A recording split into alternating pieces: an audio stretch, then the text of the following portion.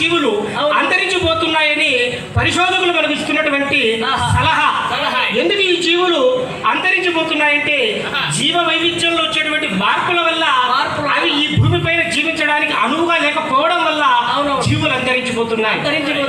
ఏమంటావు? ప్రకృతి అంతా పాడైపాయే ఓరన్నా, వనరులన్నీ తరిగిపాయే మాయన్నా.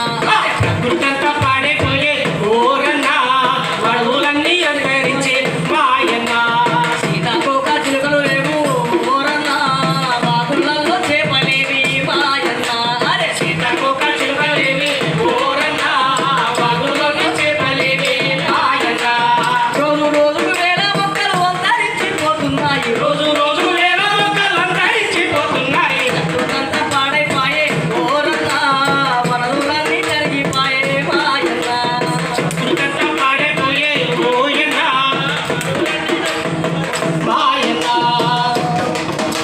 ఇట్లా అబ్బో, చాలా గొప్పగా చెప్పావు. ప్రకృతి పాడైపోతుంది, జీవులన్నీ పోతున్నాయి, అంతరించిపోతున్నాయి. సరే, చాలా చక్కగా చెప్పావు.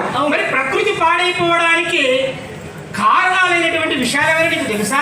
చాలా ఉన్నాయి సోదరా. ఒరేయ్, నేను మొట్టమొదటిగా చెప్పాను, ఈ జీవుల్లో మానవుడే